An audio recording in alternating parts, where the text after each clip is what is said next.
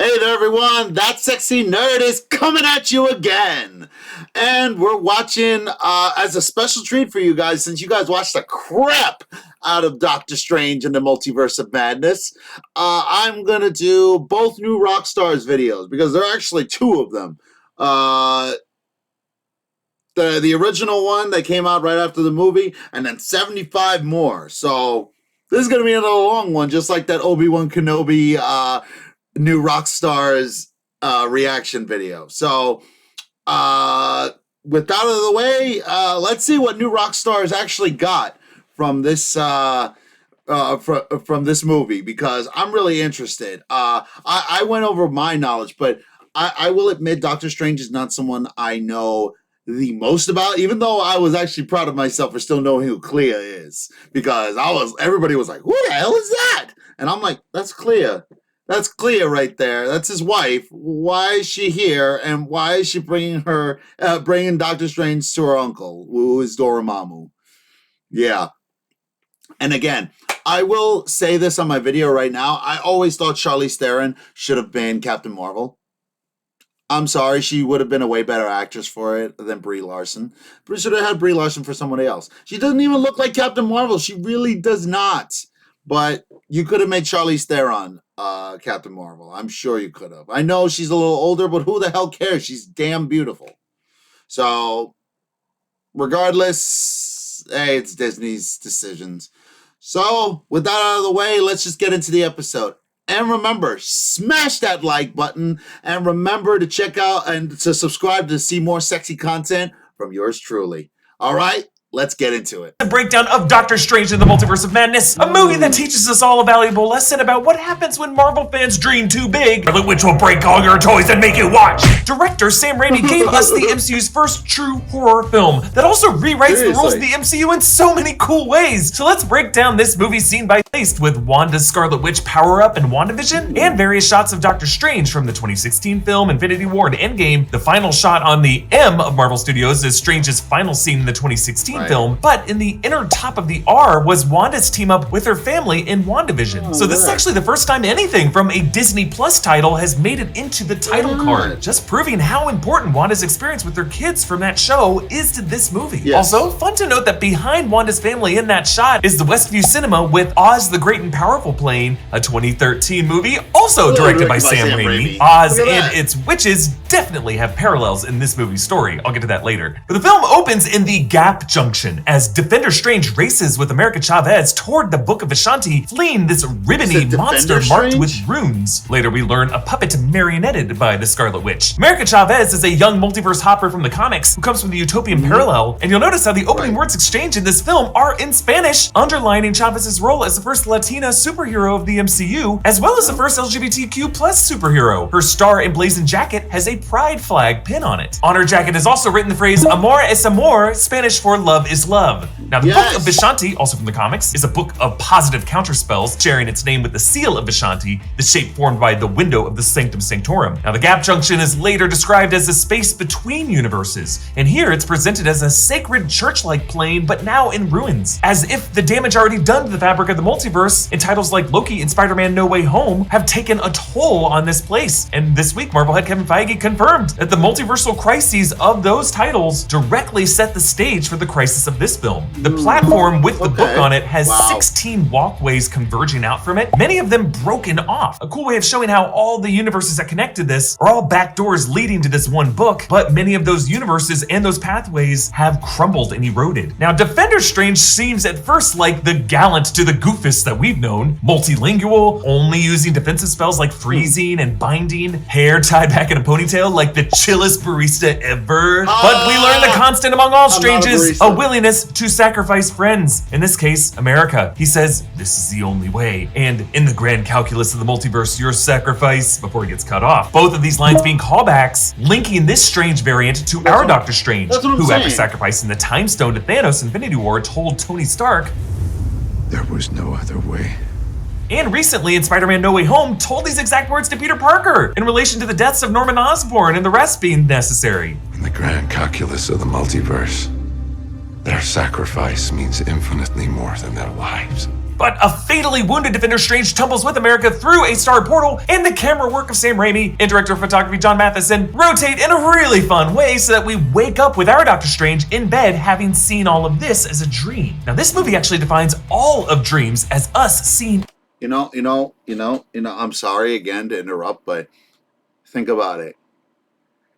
As soon as Doctor Strange tumbled through the portal, he eventually wakes up. So that means the last thing he saw was that really bright light. It's really, God, this movie is like really horrifying in many other ways when you really, really think about it. Like the fact that Reed Richards was just cut to pieces until his brain just. Yeah, none of that was really, and it was obviously aware during all of it. I would have been screaming through the whole thing, but whatever. Into the lives of our multiversal selves, a concept that has been explored in real-world metaphysics, but in the MCU poses some interesting questions. Were the nightmares Wanda gave the Avengers in Age of Ultron visions of other universes? Tony's dream that he told Pepper about in Infinity War? Last night, I dreamt we had a kid. So real. We named him after your eccentric uncle. What was his name? Right. Morgan. Of course, they would eventually have a kid named Morgan, so Tony's dream there likely was an alternate universe. So Strange glances over at his broken wristwatch, the one from the 2016 film given to him by Christine Palmer and broken by robbers outside Camartage, a watch face that he left broken to reflect the unhealable wound of his hands and his mastery of the mystic and the mental over the physical. In this film, the watch symbol evolves to symbolize his forever broken relationship with Christine and how that's actually okay. Strange uses magic to tie his tie, a reminder that his hands are still damaged from his accident in the 2016 film. His hands truly are his unhealable wound. At the wedding, he passes this mom with 2 sons. Just a little echo of the conflict that he's about to face with Wanda, trying to reunite with her sons, who are roughly the same age. I never noticed that.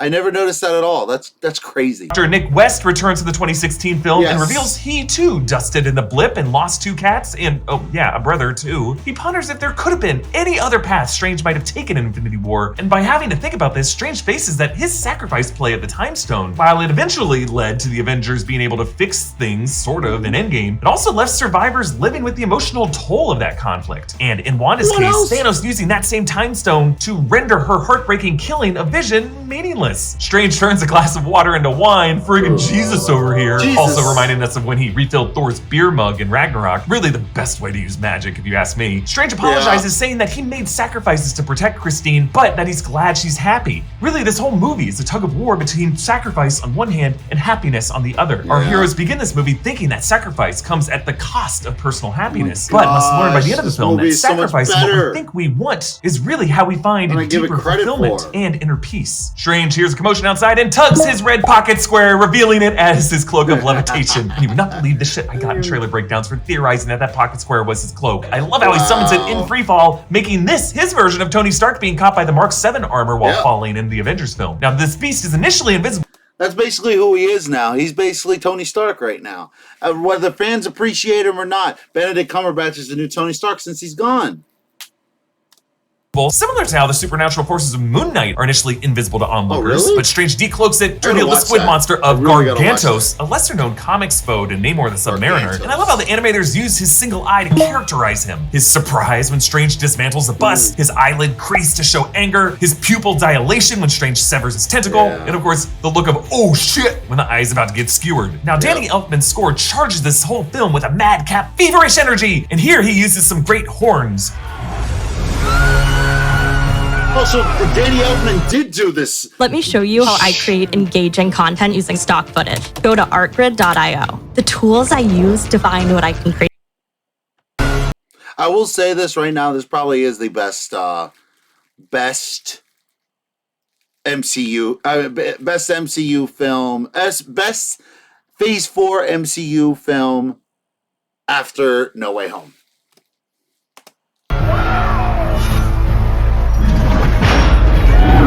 Evoking Masorgi's Night on Bald Mountain, aka the Fantasia Devil music.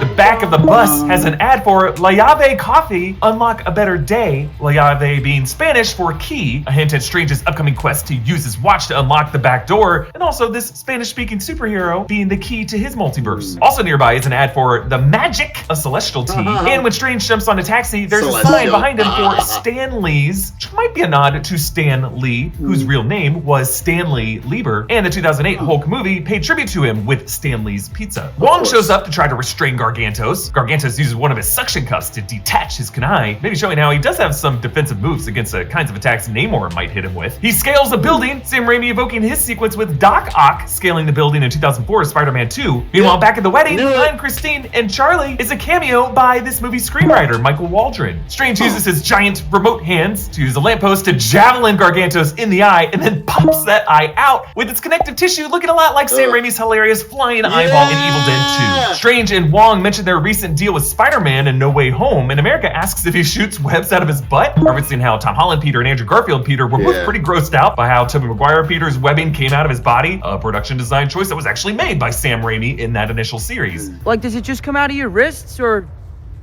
does it come out of anywhere else? Only the wrists. Now wait, didn't Strange and Wong forget about everything after that movie's final memory wipe spell? Well, not exactly. They only forgot who Peter Parker is. They still remember a masked Spider-Man being part of their history. Like, notice here, they never call him Peter Parker and aren't really sure how his webbing works, just to further prove that he's just back to being a stranger to them, but they still know of a Spider-Man existing in this universe. America shows them Defender Strange's corpse on the Sanctum roof, and Strange buries him up there, saying that he's, quote, buried worse, and I'm dying to know who else in Strange's life that he has buried and where. Now, they realize that the matching runes on the two beasts was witchcraft, and so we return to Wanda's kitchen in Westview using the same WandaVision episode 2 Bewitched-inspired intro music, which is composed by the Lopez's. In this kitchen, they have a hamster cage labeled Max, maybe short for Maximoff, replacing poor Sparky the dog. Billy and Tommy return here, back to wearing the same red and green colors as Wiccan and Speed do in the comics. Wanda wakes up from this dream alone in her bed, and I love how the warm golden color tone of the room shifts to a colder gray as she sits up. Just another example of dreams being windows into her alternate selves. Then Wanda prunes branches in an apple orchard. Just really cool symbolism here. She says apples eventually, as they haven't yet borne fruit, as her efforts to produce a life with her sons has also been fruitless. She prunes errant branches, paralleling the ways He Who Remains in the TVA would prune branch timelines to exert control over the multiverse. Kind of like how Wanda has been using the Darkhold to X off universes without her sons in them. And these being apples definitely reminds us of the poisoned apple of the Witch Queen of Snow White, which actually gets a cameo later on in this film. Strange says the flowers smell real, and Wanda claims she put reality warping witchcraft behind her after Westview, yet even here the simulation seems real enough to nearly fool Strange. They chat. What do you know about the multiverse? Viz had his theories. He believed it was dangerous. And then she drops the branches in a crate labeled Volkers or Volkers. Now in the comics, Wendell Volker is an academic who, along with Reed Richards, discovers that Baron Zemo has traveled back in time in a 2007 Thunderbolt story. I don't know, maybe this is on a Sokovian estate that Wanda has overtaken temporarily, somewhere close to that mountain cabin we saw her in. Wanda says there are other Avengers, and Strange mentions the Archer with the Mohawk and several bug-themed crime fighters, of course referring to Hawkeye, Ant-Man, the Wasp, Spider-Man, and possibly now the Scarlet Scarab from Moon Knight. And he says, We'll get you back on the lunchbox. there actually is a vintage Marvel Superheroes lunchbox with Spider-Man, Cap, and Thor on the front, Fantastic Four on the back, and on the sides, Scarlet Witch, Daredevil, and Yellow Jacket. Wanda mistakes using America's name when Strange hadn't yet. So she drops the illusion, that red hex looking just as it did when it warped the structures of Westview and WandaVision. All of this coming from the Darkhold, Marvel's Book of the Damned, which Wanda got from the witch Agatha Harkness in WandaVision. This whole dead landscape is likely near that mountain cabin. From the WandaVision post-credit scene, all the plants now rotting more and more as the Darkhold corrupts the landscape. And actually in the background of this burnt orchard are the ruins of some structure. That was probably what the large house was when the illusion was up. That structure might be the cabin she was in the WandaVision post-credit scene. Wanda's Scarlet Witch wardrobe has evolved since we last saw it in WandaVision. Scratches radiate from the heart region, showing how her fracturing of reality all stems from a broken heart. And the stitching on her collar leaves an opening in the shape of Vision's Mind Stone, reflecting how that heartbreak began when she had to shatter her love's mind in Infinity War. Wanda says America's sacrifice would be for the greater good, which Strange says is the justification of their enemies, but it's also essentially what Defender Strange told America. So when Wanda criticizes Strange for giving up the Time Stone in Infinity War so that Thanos could render her heartbreaking sacrifice to her Vision pointless, she's totally right. Strange is a hypocrite. That doesn't seem fair. Back at Kamar-Taj, Wong explains that the Scarlet Witch was prophesized to either rule or annihilate the cosmos, recalling what Agatha read from the Darkhold. Your power exceeds that of the Sorcerer Supreme. It's your destiny to destroy the world. Kamar-Taj mounts its defenses. Master Amir returns in the 2016 film, and we meet Sarah, likely based on Wong's romantic partner of Sarah Wolf in the comics, and the Minotaur Sorcerer of Rintra, also from the comics. Sorcerers from the Hong... Now I finally figured out who that bull... Oh, Rintra? That's his name? Wow.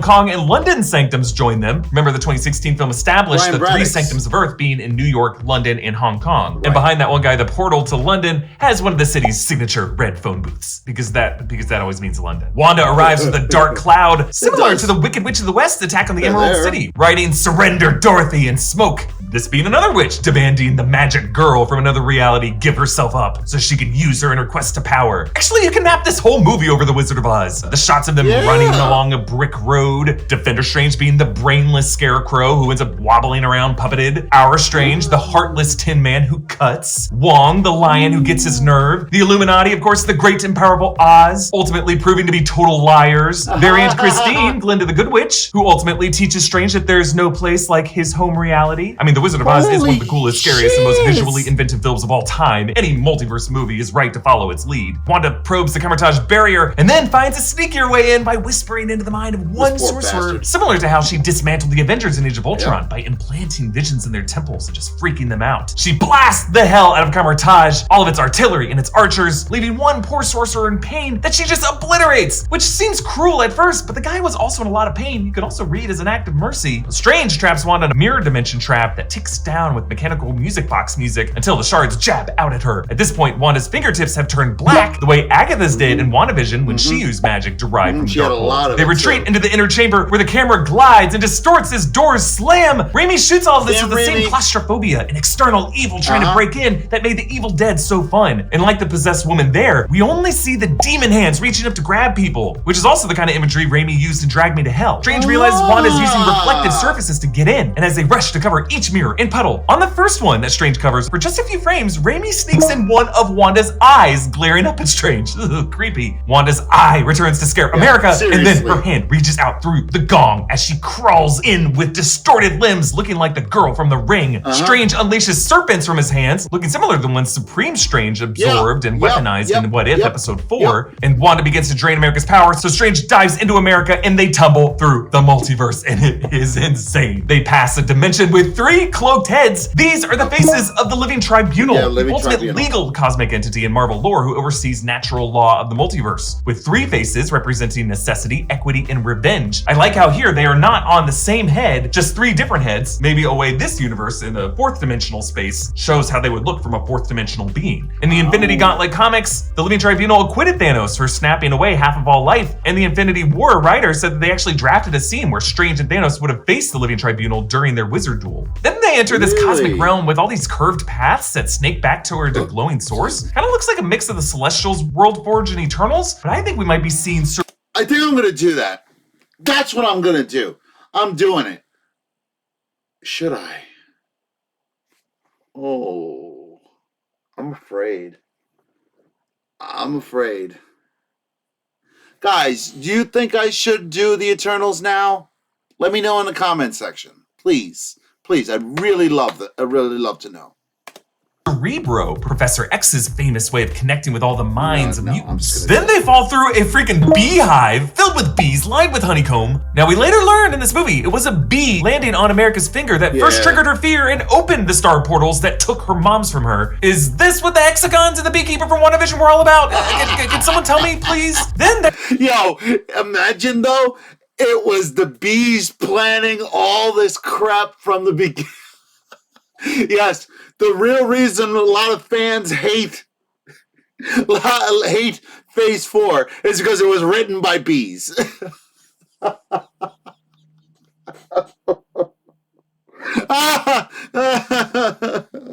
no. That makes way too much sense. It was because of the bees that she lost her freaking family in the first place. No, just not. It's those evil bastards.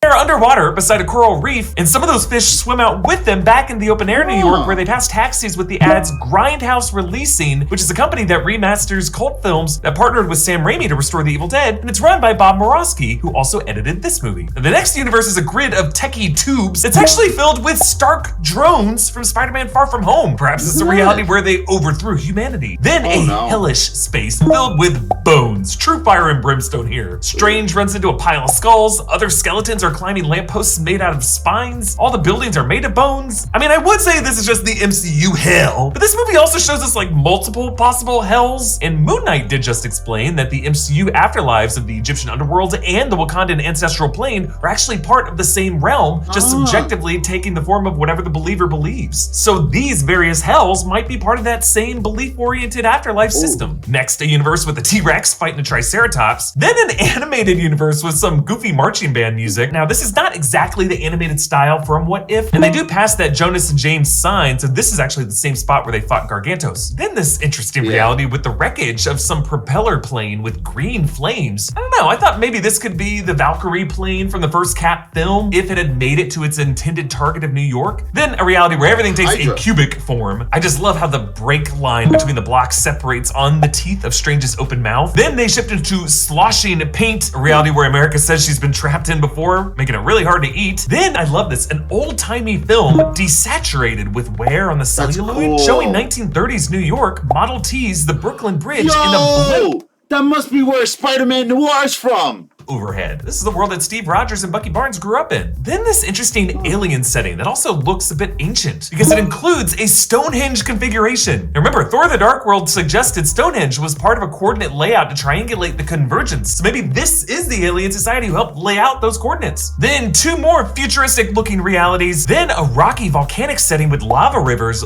looking a lot like Mustafar from the Star Wars universe. Actually, in a similar montage in What If Episode 8, Ultron Infinity and the Watcher, that also looked a lot like Mustafar. And they land in Dimension 838, a utopian Manhattan covered with plant life and wind turbines, all built into the skyscrapers. The Empire State Building has a waterfall coming from it. This actually seems like the direction 616 Manhattan was going in the MCU, with Far From Home revealing a new atrium constructed into the Avengers Tower, and various Fantastic Four hints at the ground level. All the advances of this reality were almost certainly innovations of Reed Richards. They're on the roof of the 838 Sanctum. You can actually see the same greenhouse and mound where Defender Strange was buried back in 616. Strange said he had been on weird trips before, of course referring to the similar multiverse montage from the 2016 film. The world building of 838 is really cool. All the citizens wear monochromatic colors, which might just be a hint at the cold functionality of this society, the emphasis being on natural beauty over the artificial kind of beauty of fashion. And just visually for the sequence, it helps Strange and America stick out like sore thumbs here. Also, a little detail I thought was interesting. If you look around, pretty much everyone is carrying an umbrella that might be connected to those rainbow colored clouds overhead, which might be an indicator that in this universe, rain and weather patterns are actually artificially controlled, scheduled on clockwork, coordinated by Reed Richards, maybe by Aurora Monroe's storm as well. A measure that they take to help combat climate change, ensure plant life is properly hydrated, and the people who live here just kind of have to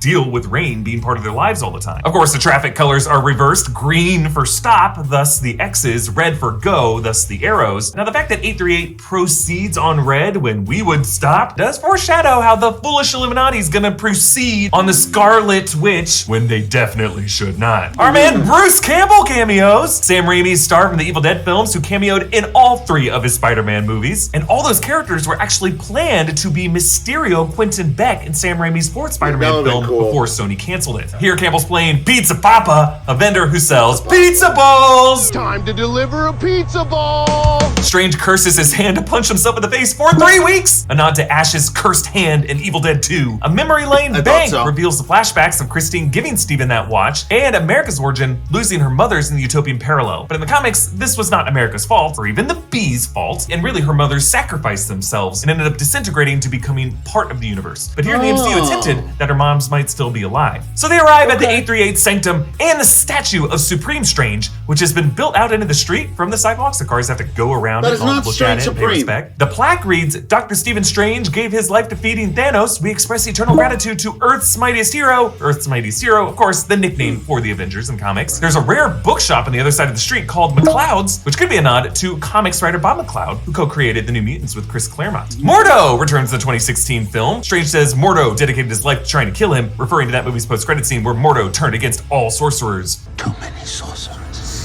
We never got to see any real conflict between them since that moment. Mordo confirms Darkholds exist in every universe and explains the concept of dream walking, projecting one's consciousness into one's alternate self. And over this, Raimi shows cross-dissolving montages of Wanda's ritual. The visuals evoke the dream sequence of Rosemary's Baby. There's surrealism, superimposed shots, close-ups of the eyes. And I love how Danny Elfman scores this with rock. We hear some drums, electric guitar. Really, this is the sound of witchcraft in the 90s to me, like The Craft, Buffy the Vampire Slayer. I very much dig it. But Mordo drugged the tea with green powder that also powers the cuffs, called the Sands of Nisanti, a spell from the comics that prevents the usage of magic for 3 minutes. Wanda dreamwalks into another universe's Westview house. The camera voyeuristically glides in and peeks out from behind the staircase. These point of view shots evoking John Carpenter's opening shots of Halloween. The way Wanda creeps in.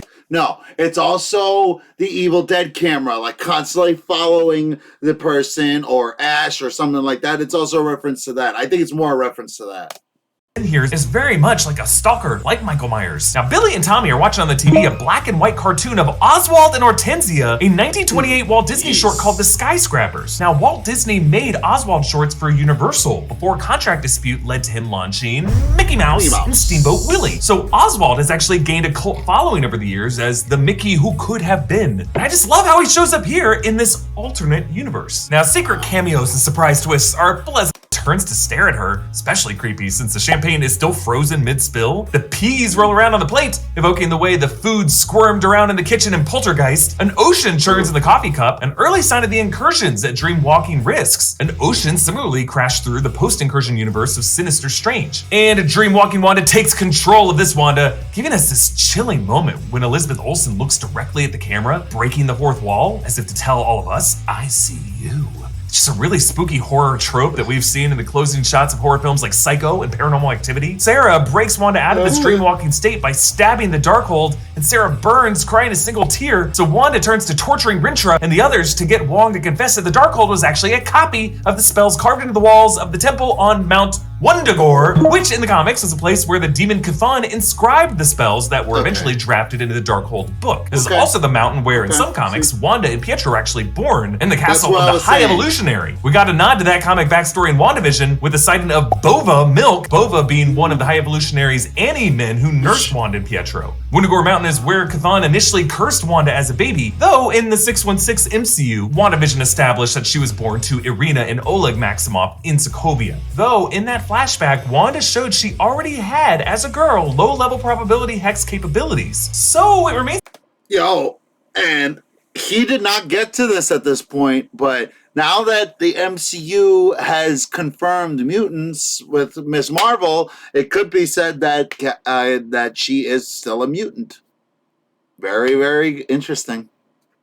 to be seen if the MCU will trace that back to Chthon's curse, or if they're going to define Wanda as a mutant, or both. They are. Wong takes Wanda to that temple where the walls are carved to look exactly like the Scarlet Witch page of the Darkhold that we saw in WandaVision episode 9. This temple's guarded by hulking creatures that may be based on the N'Garai, Chthon's elder spawn minions from the comics. But when they take a knee, Wanda realizes that the chamber isn't a tomb, but a throne. The altar she stands on is actually carved with that same horned head figure as we saw on the Darkhold cover. This is perhaps the horned form of Chthon from the comics. Meanwhile, Variant Christine explains that they are in Dimension 838, and she has designated Strange's home universe as 616. 616 is the numerical designation of the primary universe in the comics, and until now, the MCU has really been considered Earth 19999999, based on a joke by Kevin Feige that he planned for the MCU to run for that many years. But now, it is firmly codified as 616, which was hinted at in the TVA's film strip in Loki episode 1, and an Easter egg on a storage locker in Endgame, and interestingly, Mysterio's line from Far From Home. There are multiple realities, yes. Peter. This is Earth, Dimension 616. I'm from Earth 833. How did you know Now, that? Quentin Beck was lying in that moment. He was reciting a script written by Guterman. So it's just a total uncanny coincidence that they chose the correct numerical designation. Or maybe Guterman is a TVA agent. That's what I'm saying, No, right? probably not. Now, Christine compares 616 Steven to 838 Steven using his hand injuries, a kind of multiversal fingerprint. So, like for Peter Parker, losing a parent figure and the with great power quote are absolute constants for those variants, their hand injuries are the constant. And on that screen, you can see Steven's cell is D23, which is a Disney Easter egg. D for Disney, 23 for 1923, the year Walt Disney founded his animation studio. Right. Christine says that this is the Baxter Foundation, a nod, of course, to the Baxter Building, headquarters of the Fantastic Four in the comics. Strange speculates that this could be part of the Avengers or S.H.I.E.L.D. or Hydra. Hydra was an organization that was tracking Strange since 2014's Captain America Winter Soldier. What targets? You, Bruce Banner, Stephen Strange, anyone who's a threat. That being the first time we heard Stephen Strange's mission in the MCU. But Mordo declares, The Illuminati will see you now. the Illuminati in the Marvel Comics is a 6-member group of leaders representing different super factions. You got Tony Stark, leader of the Avengers, Charles Xavier, leader of Mutant Kind, Reed Richards, leader of the Fantastic Four, Doctor Strange, Sorcerer Supreme, Black Bolt, leader of the Inhumans, and Namor, King of Atlantis. As is the case here, though, their meddling often gets in their own way. Serving the Illuminati are these Ultron sentries, which are actually voiced by actor Ross Marquand, who voiced Ultron in What If and Red Skull in Infinity War. Now, the Baxter Foundation HQ is in Central really Park are of liking 838 Ross. Manhattan, and the interior is modeled on the lobby of the British Museum of London. Mordo introduces the 838 Illuminati lineup, including himself, naming himself Baron Carl Mordo, the character's name from the comics. Strange dodges the Union Jack shield of Captain Carter, leader of the 838 Avengers, played by Haley Atwell, looking just as she does in What If. So presumably there are other Avengers in this 838 universe. Then there's Captain Marvel, Maria Rambeau, Defender of the Cosmos, Lashana Lynch returning from the 2019 Captain Marvel film, presumably from a history where Maria, not Carol Danvers, was irradiated by that Lightspeed engine. Then Black Agar Boltagun, aka Black Bolt, leader of the Inhumans and keeper of the Terrigen Mist. Anson Mount reprises the role from ABC's short-lived Inhuman series. Now, Inhumans are superpowered genetic experiments better in created the by movie. the Kree who live on the moon. Black Bolt's voice releases a powerful sonic blast, so the guy rarely talks. Here, he's seen with this tuning fork headgear from the comics. Terrigen Mist, meanwhile, is the Kree technology that creates Inhumans via cocoon. We actually saw this process with Quake in Agents of S.H.I.E.L.D. And Terrigen Mist may tie into Miss Marvel, since that is how Kamala Khan gets her powers in the comics, she's a though the mutant. Disney Plus series may be going in a different direction. Then, of course, Reed Richards, aka the Elastic Mr. Fantastic of the Fantastic Four, played by fan-cast Dreamboat John Krasinski. I like how he teleports in via this square portal, which is a completely new kind of tech than we've seen in the MCU. Seems very much like the kind of tech Richards and Dr. Doom use in the comics. Strange asks if the Fantastic Four, quote, charted in the 60s, of course, comparing them to the Beatles, similar to the way Bruce Banner talked about the Avengers in Infinity War. Broke up? Like a band? Like the Beatles? It's also not. It's also a reference to them coming out in the 1960s. So, yeah.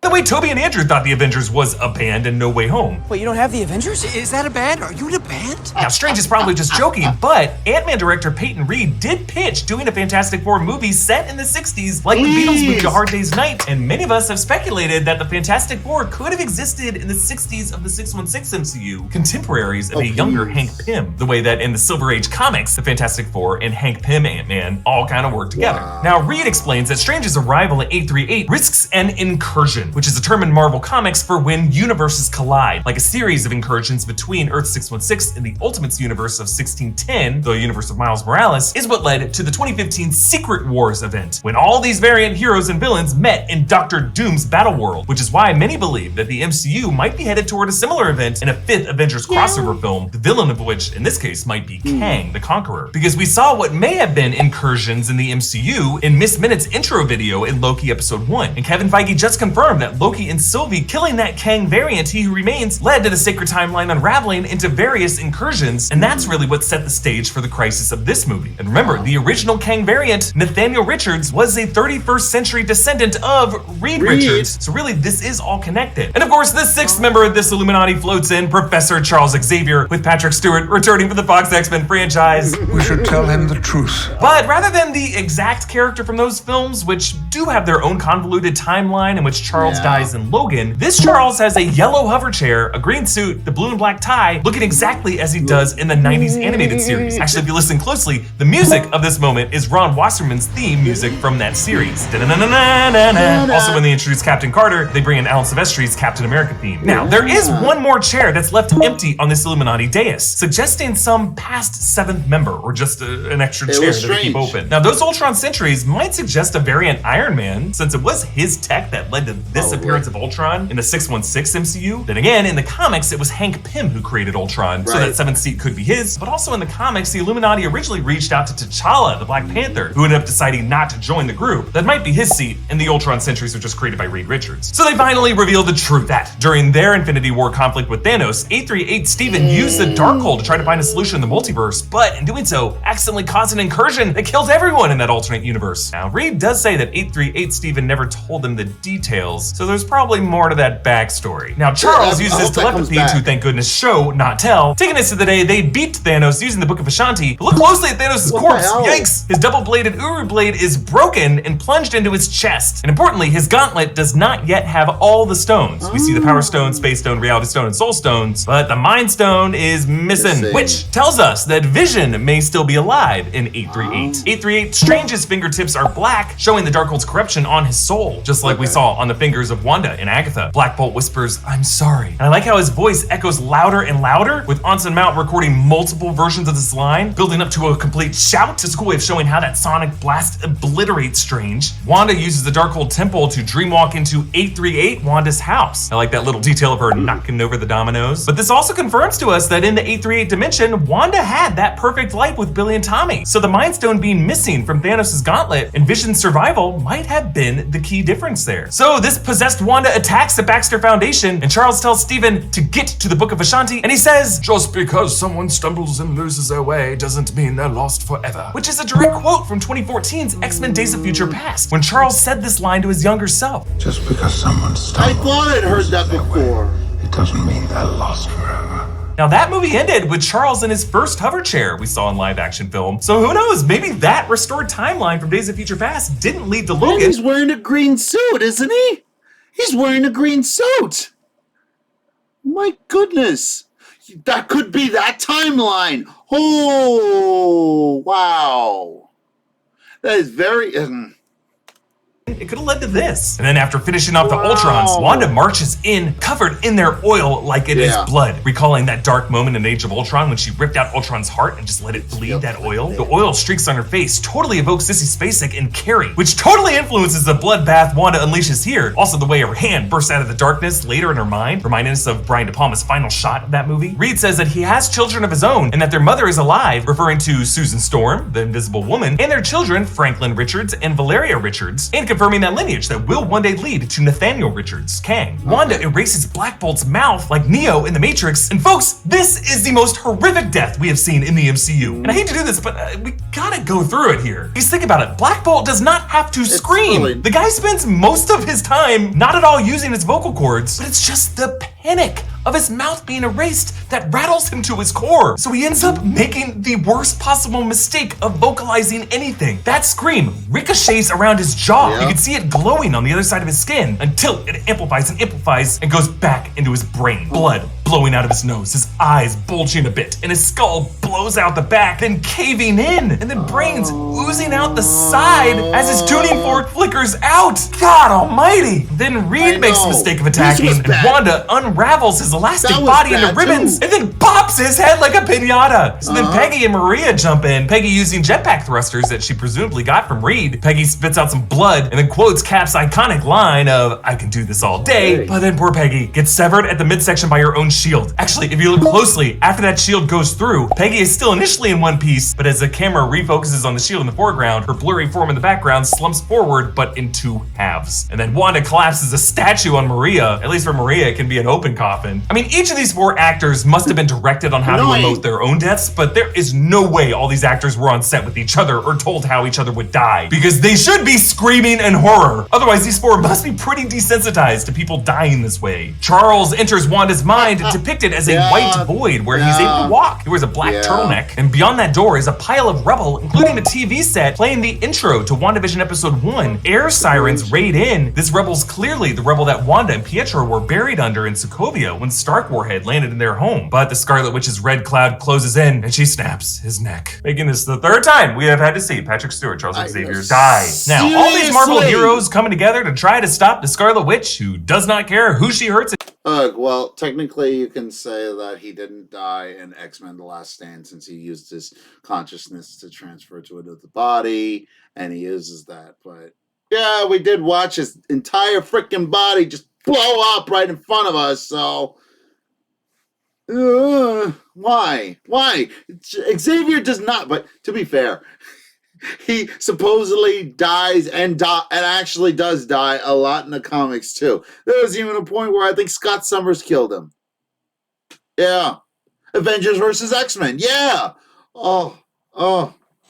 She tries to be with her kids are plot points inspired directly by the House of M comic event. But whereas that story goes deeper and deeper into X-Men lore, makes some major moves on whether or not they even exist in reality, this movie's connections to mutant kind stop right here. So Strange, America, and Christine flee as Wanda chases them, her eyes glowing red, looking a lot like her zombie form from those episodes of What If. They find the hatch, the waypoint to the Book of Ashanti, but it is locked, requiring a special key, Strange's wristwatch given to him by Christine. Another absolute element shared by all Stranges. So they get to the Book of Ashanti in the Gap Junction, but Wanda attacks and a page from the book burns out, showing a star if you look closely. So remember, the Darkhold page showed the Scarlet Witch. This book shows America Chavez's symbol, proof that the girl was destined to be the perfect antidote to the dark sorcery of the Scarlet Witch. And Strange sees this page burn, which is how he knows what to tell America in that final act. Strange and Christine get banished to a post-incursion universe, which slowly melts. That melting looking a lot like the way reality eroded in What If episode 4 after Strange broke an absolute point. And they pass a floating honey beige 1973 Oldsmobile Delta 88. This same car Sam Raimi puts in all of his movies. It was Uncle Ben's car in the Spider-Man movies and appeared in the Evil Dead series and in Drag Me to Hell. Now you'll notice this incursion universe has two red streaks racing through it, the same color as that looming crescent shape beyond the Sanctum stairway. Now kids, what are crescents? Crescents, of course, are formed by the shadow of the Earth on the moon from the light of the sun behind us. So I wonder if this crescent could be this dead world's shadow being cast on the other world that collided into it. Maybe Earth 838, the reality of 838 Strange that collided into this universe, the dimension of Sinister Strange. That could have been the unseen annihilation that the Illuminati referred to. 838 Strange might have used the Darkhold to dreamwalk into Sinister Strange, and Sinister Strange tried to cast him out, and that war between the two dragged their worlds together in a way that killed everyone in Sinister Strange's universe. That could have been the war that he lost, that he was talking about. And the guilt over winning that war might have been what 838 Strange confessed to the rest of the Illuminati. And now these two streaks might represent the lifelines of those two universes.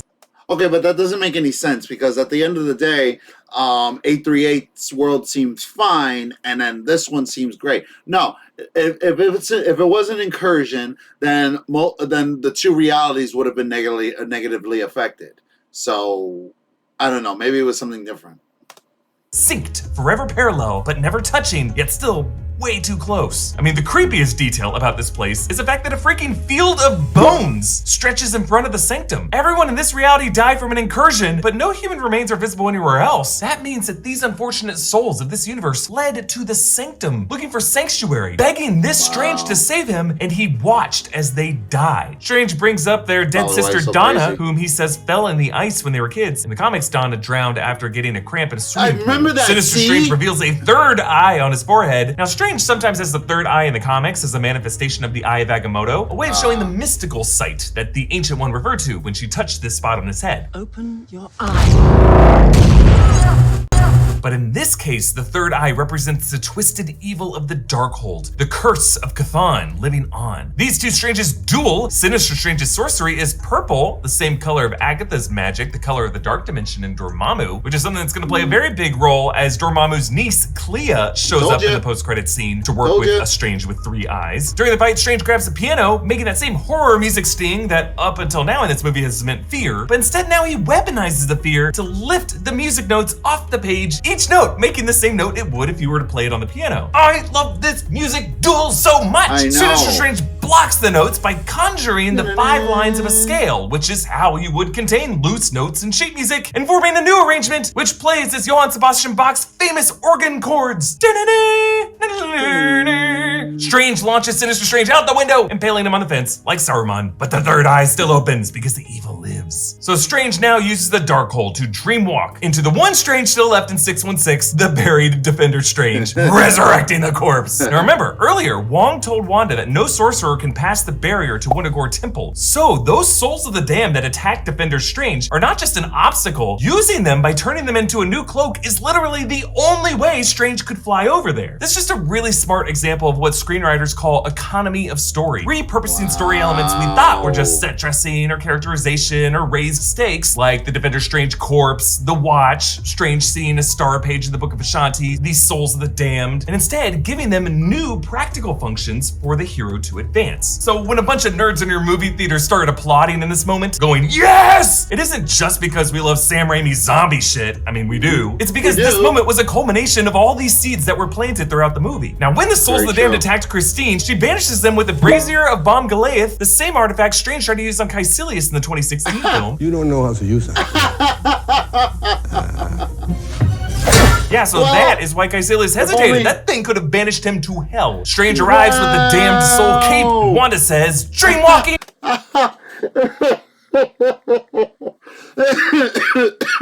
Fuck. Wow. That is amazing. No wonder, like he was like, you don't have a match. You hypocrite! The same thing Caecilius shouted at the Ancient One when she used Dark Dimension magic. Hypocrite! Now realizing America's power is needed to beat Wanda, Strange repeats, This is the only way. So once again, we have looped back to the opening scene. A Defender Strange must once again face this moral quandary of sacrificing America. This time though, America accepts her fate. So why does Strange now make a different choice? What has changed? What makes this Strange different? Well, this Strange trusts America to control her own power because every portal she opened in this film has brought them to where they needed to go. Remember, this is the same Strange who looked at 14,605 paths and found the one correct path for his life. And so, unlike all the other Stranges who are always seeking a better life, including 838 Strange, who looked in a different universe for one, our Strange finally realizes he has gratitude for the path that he is on. Because folks, the true ideal of America is not the pursuit of happiness, it's gratitude for what we have. So America punches Wanda first into hell. I love that that's where she thinks she needs to go. But America learns that the better destination for Wanda is just to give the woman what she wants, her Westview home, where her sons actually see her true nature. Now, based on the other Wanda's bruises, this is actually 838, the same Wanda that she possessed earlier. Interesting how now on the TV is Snow White and the Seven Dwarfs. Remember, in the alt universe, there was an alt universe Walt Disney short starring Oswald the Lucky Rabbit, but in this one, it's the iconic Walt Disney first feature-length animated film, Snow White and the Seven Dwarfs. Also, remember, a story with an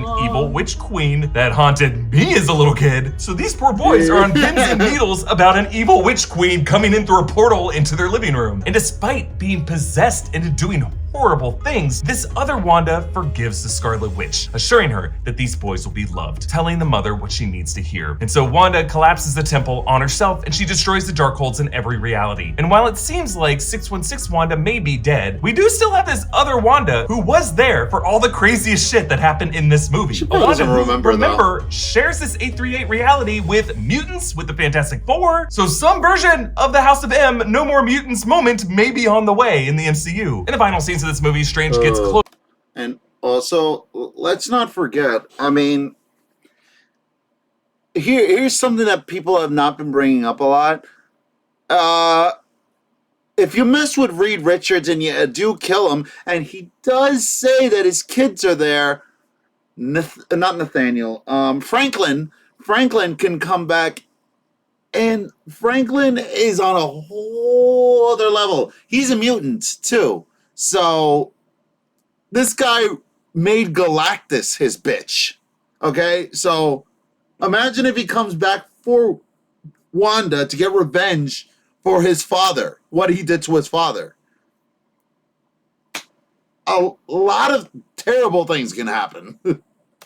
closure with Christine, he leaves America in training at Camartage, and finally gives Sorcerer Supreme Wong the bow he deserves. And most importantly, he finally fixes the broken watch. The camera transitioning from the broken lens to clarity. But that clear vision proves itself a curse in the final shot of the film. The man is seeing too well with 3 eyes, as the curse of the Darkhold lives on. It's a scarlet letter for his sins, and a new unhealable wound for the surgeon to suffer. Now, okay, so before we get into the next video, I just want to say,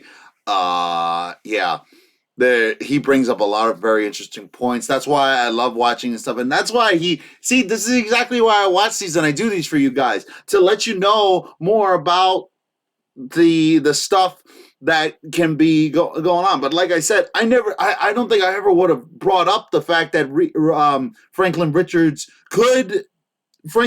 from 838 probably could be a problem if Wanda really killed his. I mean, if they were good about it, I feel that's the direction I would go, and I know a lot of people would be on board with that, because an evil Franklin Richards, like, that's a worse threat than even Galactus. Okay. But we're going on to the next episode now. Doctor Strange in the Multiverse of Madness is streaming now on digital, and we are learning all of this movie's deep, dark secrets that we didn't catch in our initial breakdown in May. Yep. Some of it horrifying details that they left out of the movie, with little traces of these things left in it. Really, the more we learn about this movie, and the more we go back through it, the scarier and the cooler it gets. It's time we go back through this, literally frame by frame, to talk about this many more details that we didn't catch before, giving us a total of ding ding ding, there's total! There's so much in this movie! Let's break it all down in this video so everything is covered, and you will be Sorcerer Supreme of the Mystical Details and Multiverse of Madness. The opening Marvel Studios title card alone has an insane amount of deeper layers of meaning that could be its own video. We're just gonna talk about it all here. By this point, you may have seen how it has been updated as usual to include the shot of Wanda's Scarlet Witch power-up from WandaVision Episode 9. The first time footage from a Disney Plus show has made its way into the title card. We also see Doctor Strange with the Time Stone magic, Strange fighting Thanos in Infinity War, making the same banned arm pose that Defender Strange will do as a zombie in this movie. We see Wong in Endgame saying, "You wanted more." Strange's last words to Tony in Endgame, holding up that one finger. Then the family team-up shot from the WandaVision finale, which, if you look closely at that, also includes a nod to Sam Raimi's past film Oz the Great and Powerful, The Wicked Witch of the West being a very strong analog for Wanda in this film. Now, the M and the A ultimately show Strange in the final shot as he's walking up the steps in the 2016 film, and Wanda when she nearly killed Thanos in Endgame, the most fearsome demonstration of her power in the Infinity Saga. But the E is Wong celebrating in the fighting ring from Shang-Chi. But most interesting of all of these, on the surface before we see the family shot, they added a shot from Black Panther, tinted it purple, showing T'Challa and Shuri sharing their handshake and salute. Something that wouldn't be that big of a deal. All of these shots are just highlight reels from past films. But folks, I checked every... Yeah, speaking of which, that's the next trailer I'm reviewing for the next video. So that'll be coming to you very soon. Other Marvel title from the past year. Multiverse of Madness is the only one so far to include this shot. They deliberately wanted to include T'Challa and Shuri sharing a moment. Someone from Marvel Studios decided fans should really see these two together. I think it's a deliberate clue from the Marvel Studios team hinting that Shuri might possibly bear T'Challa's legacy in Black Panther: Wakanda Forever. And finally, whereas in the past it's T'Challa's kinetic blast in the R that clears all the letters out, this time it is a sling ring portal that spreads outward, almost a way of sucking us into another realm of madness. This movie opens by diving into the Gap Junction, which 838 Christine Palmer later calls the space between universes. It may be based on the nexus of all realities in Marvel Comics, which is a similar concept. But here it is designed to look like the ruins of a church, light pouring in through stained glass, 16 broken pathways leading to the altar of the Book of Vishanti, almost a way of showing how all these different realities are pathways leading to this one junction. But the fact that this is all destroyed is a reflection of the incursions that have taken a toll on the multiverse.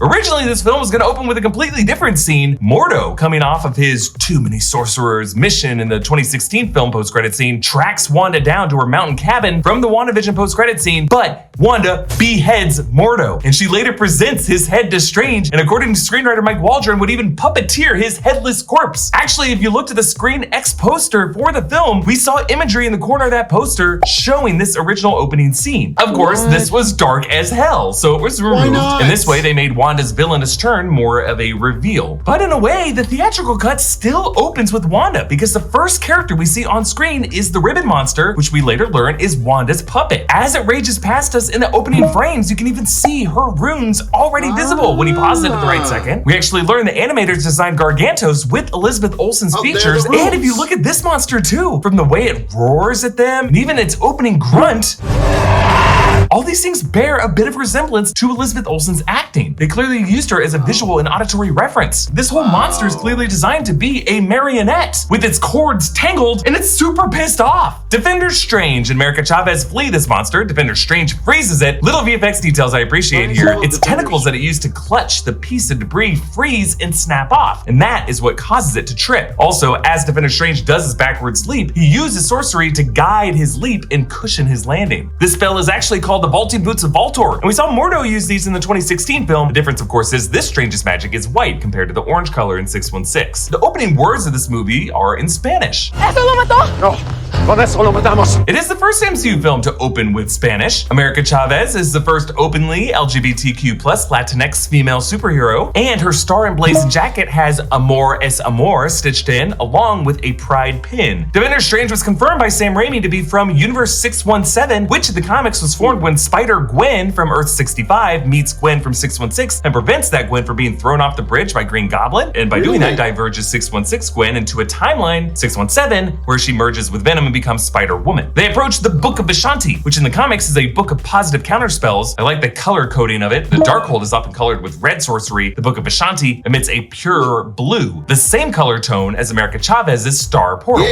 A little hint that the spell contained within is contained within America herself. Defender Strange tells America, I'm so sorry. This is the only way. In the grand calculus of the multiverse, your sacrifice is worth more than your life. He quotes 616 Strange from Infinity War. There was no other way. And Strange from Spider-Man No Way Home. In the grand calculus of the multiverse, their sacrifice means infinitely more than their lives. I also love how this monster impales him with the killing blow precisely as he says the word life. Your sacrifice is worth more than your life. He cuts life short. The irony. America gets across to the Book of Vishanti partly by America Ninja warrioring on one of those monsters' ribbon arms, but that monster snares her but does not kill her because remember, Wanda does not want America dead yet. But Strange cuts her free and they both spiral through one of the star portals. And a little detail in the transition here, as that camera rotates from Defender Strange's corpse to an upside down shot of the 616 Strange waking up, the transition happens so that their faces are aligned. 616 Strange woke up precisely as Defender Strange died. Kind of like how when you die in a dream, that's Didn't I call that at the beginning of the last one? Didn't I call it? It's the moment you wake up. Light streams into Strange's bedroom from curtains that cast some undulating shadows, evoking the arms of the Ribbon Monster attacking him moments before. This movie establishes the rule that whenever MCU characters have dreamed, they are peering into the lives of their alternate selves. This recalls Tony Stark's dream in Infinity War. Last night, I dreamt. We had a kid. So real. We named him after your eccentric uncle. What was his name? Right. Morgan. And Tony did end up having a daughter named Morgan. And the nightmares that Wanda gave the Avengers in Age of Ultron, including Tony's premonition of their deaths, because Tony even hinted at that in Endgame. I had a vision. I didn't want to believe it. I thought I was dreaming. Strange looks over at his wristwatch, the one Christine gave him and broke in the 2016 film, but he left that face broken, symbolizing the unhealable wound of his broken hands. But if you listen closely, it works. It does still tick. And now if you look closely, you can actually see its date. It reads Tuesday, November 23rd. Now, November 23rd only falls on a Tuesday in the year 2021 in recent years or in the next few years. But in the MCU timeline, this is presumably November 2024, which might be why Disney Plus lists this between Eternals, which is in fall 2024, and Hawkeye, which is Christmas time 2024. However, of course, the events of Multiverse of Madness are definitely supposed to happen after Spider-Man No Way Home, which also ends sometime around Christmas 2024. Because Strange and Wong say in this movie, how much experience do you guys have with the multiverse? We have experience of the multiverse. Most recently, there was an incident with Spider-Man. What, man? Kevin Feige also said Multiverse of Madness was after No Way Home. And that allowed a spell to go wrong in Spider-Man No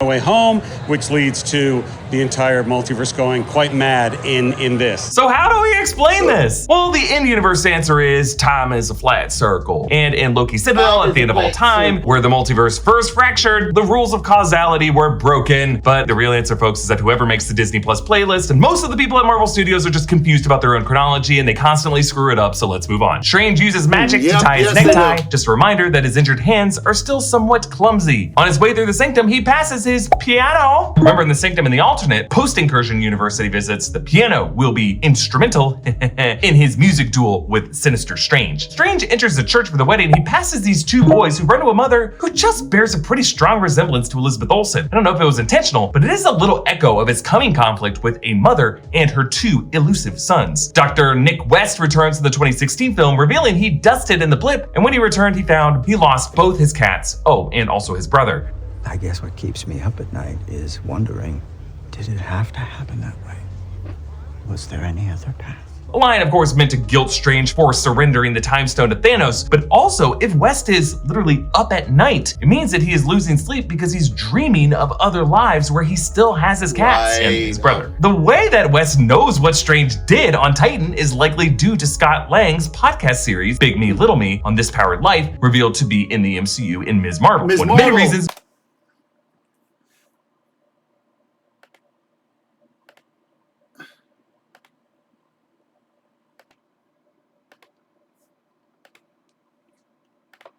you should absolutely watch that show because it is awesome. And yes, I know Scott Lang was not on Titan, but he knows the other Avengers. They told him and he told the public. Strange turns Christine's water into wine, quite Jesus-like. A running gag after he refilled Thor's beer in Ragnarok, which I will always say is the best use of magic. It is. Steven regrets letting Christine go, but she says, It was never gonna work out between us.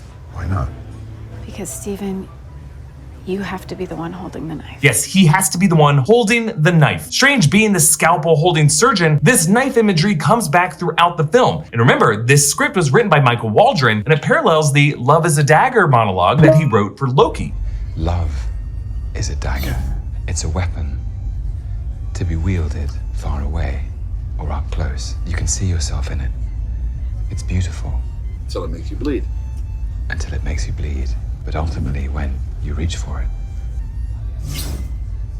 It isn't real. Ultimately, Sylvie was the one left holding the dagger in that series. She cut Loki loose, as Strange does for Christine. When Strange goes out on the balcony to see the commotion, in the bottom right of frame is a billboard for Rogers the Musical, the Broadway show from Hawkeye. Billboards like these also showed up in No Way Home. He pulls out the red handkerchief stuffed in his pocket, revealing the cloak of levitation hidden in plain sight. And I love this maneuver because, like the alcohol-related tricks, this is practical. It really does feel like a classical magician illusion. And he changes wardrobe mid-air, similar to Tony Stark's famous free-fall suit-up in Avengers. Strange saves a woman and her baby by summoning a giant feline head. This is in front of a red storefront, McLeod's Books, the 838 version of which shows up outside of the 838 Sanctum, both named after Bob McLeod, longtime Marvel Comics artist. Strange decloaks the monster as Gargantos, who's a lesser-known Namor villain. Originally, it's gonna be Shuma Gorath, but was renamed because Shuma Gorath is an H.P. Lovecraft invention licensed by Heroic Signatures, along with characters like Conan the Barbarian. Producer Richie Paul revealed that they used a scan of Olsen's eye to create this eyeball and foreshadow the reveal of Wanda as the puppet master. You can see in its pain and its rage, its shock, the capillaries in the eyeball. This is all Wanda's emotion. And I love how Gargantos has these two gills beneath the eye. When he roars, the flaps open, making the sound of a jazz trumpet. The bus that he throws at him has an ad for La Llave Coffee, unlock a better day. A hint at Strange's upcoming quest to use a watch to unlock the back door as a key. Nearby is an ad for the magic of celestial tea. And when Strange jumps on a taxi, there's a sign behind him for Stanley's, which I just think is a nod to Stan Lee, whose real name was Stanley Lieber. And in the 2008 Hulk movie, they paid tribute to him with Stanley's Pizza. Gargantos scales the side of a building, Raimi calling back Doc Ock scaling the side of the building in 2004's Spider-Man 2. Screenwriter Michael Waldron cameos as the best man in the wedding party. Strange conjures these big hands to tear a lamppost out of the sidewalk, but notice they're scaly and they have 4 fingers each, making this a fantasy beast. I'm assuming the same feline that Strange used to catch the car. And he spears Gargantos' eye.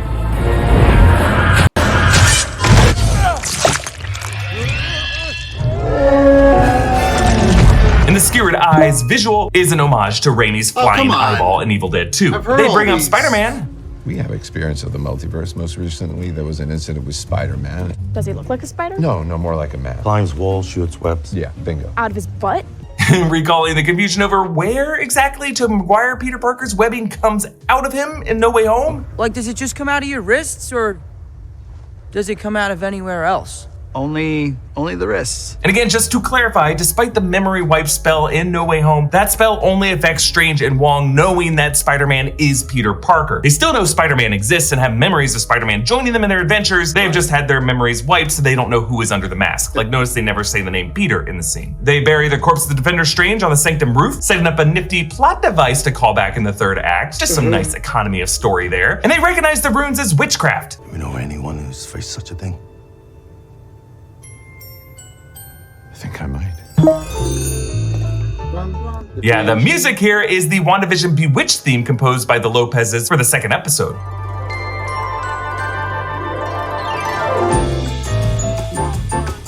We see the same house and kitchen from WandaVision's later episodes, and Billy and Tommy return wearing red and green to match their comic identities of Wiccan and Speed. They also have wristwatches matching their colors. There's a hamster cage on the countertop, the hamster named Max or Maxie, short for Maximoff, probably to replace poor Sparky. Now, this bedroom tuck-in seems a bit surreal, and it's because they constructed it with footage shot on the WandaVision set, but it's been flipped. In WandaVision, episode 9, Billy's bed and the telescope were on the left, Tommy's bed, the skeleton decoration and the stoplight were on the right, but here it is the opposite. But they did not flip the poster highest on the middle wall, they just slid it from right to left. They also added some house lights on the homes outside across the street. Actually, in the shot of Wanda looking over at Tommy, it is literally the same shot from WandaVision reversed. That is the same shot of Julian Hilliard, but they mapped in a new Elizabeth Olsen. From this, Wanda abruptly awakens, and within the same shot, the lighting and color tone shift from warm and golden to cold and gray tone, showing how her comforting dream fades into cold reality. A motif that we also see in Thor: Love and Thunder with Gore, a desaturated villain mourning his family. Wanda clips some tree branches. Apples, right? Eventually. Yes, the trees are not yet bearing fruit, a metaphor for herself, as her efforts to locate her sons have been fruitless. Apples, of course, also have been associated with the forbidden fruit of the Garden of Eden, where Eve was villainized for giving into evil, leading to the historic sexist view of women as more prone to evil. Of course, a poisoned apple, also the weapon of choice of the Witch Queen and Snow White, which also shows up later this movie. And pruning branches, the metaphor used by the TVA to tame the multiverse, as Wanda has been clipping or marking off universes that do not contain her sons. They chat. What do you know about the multiverse? The multiverse. Fizz had his theories. He believed it was real and dangerous. And she drops the branches into this crate, a close-up showing its name, Volkers. Now in the comics, Wendell Volker is an academic who, along with Reed Richards, discovers that Baron Zemo has traveled back in time. This is a 2007 Thunderbolts arc, but I think this crate close-up might have been from this scene originally having Wanda presenting Mordo's severed head to Strange here. Like, after the illusion faded, we might have returned this crate, and from this, she pulls out the severed head. Strange says, Could use an Avenger. There are other Avengers. Yeah, but given the choice between the Archer with the Mohawk and several bug-themed crime fighters... Yes, referring to Hawkeye, and then Spider-Man, Ant-Man, and Wasp. If you think about it, also Scarlet Scarab just joined this club as well. Strange says helping them will get her back on the lunchbox. And there actually is an Avengers-themed retro lunchbox with Scarlet Witch on the side with Yellow Jacket and Daredevil. But after outing herself as knowing more than she should, she uses her red sorcery to warp this orchard into this burnt hellscape. The red sorcery warping these trees the same way the building storefronts do in Westview and WandaVision. We see that she is using the Darkhold, of course, the Book of the Damned, first introduced in WandaVision, and on the page is an eye visible at the center of it. This was the eye that she used to control Gargantos, and an eye that shows up in the runes on the walls of the Darkhold temple, perhaps the Eye of Chthon, whose horned head adorns the cover of this book. In the background is the burnt ruins of a structure where that large house was when the illusion was up. This is the house from the poster showing that removed opening scene with Mordo getting beheaded. Notice how Wanda has kept her hands in her pockets before showing her cards, and now we see the tips of her fingers have turned black from using the Darkhold, just as Agatha's hands had turned black when she possessed the Darkhold in WandaVision. Wanda's wardrobe has been updated, showing some scratches radiating from the heart region. You can see this better in the Kamartaj battle. These scratches showing how her breaking of reality really stems from a broken heart. Also, the design of her collar leaves an opening in the shape of Vision's Mind Stone, the thing that she had to shatter in Infinity War and has never gotten over, blaming Strange because his surrender of the Time Stone is what specifically made that sacrifice pointless. Strange says, Wanda, your children aren't real. You created them using magic.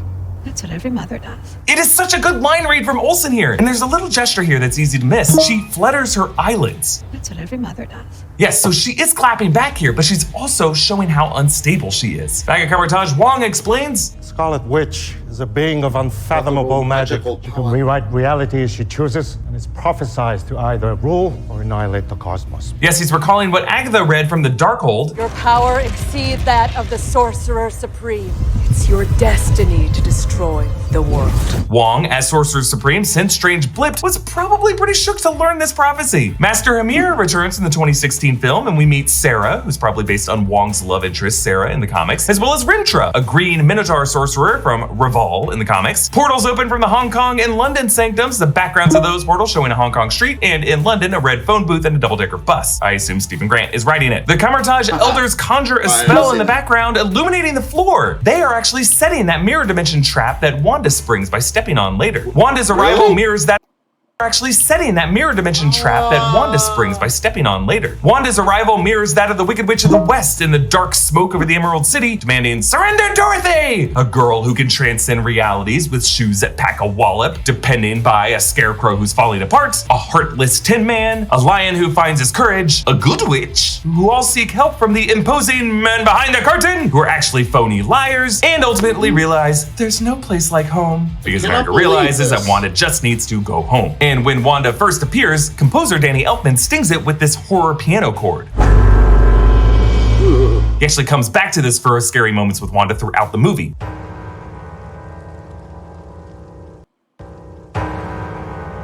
As she tries to break in, Wanda identifies one weak sorcerer.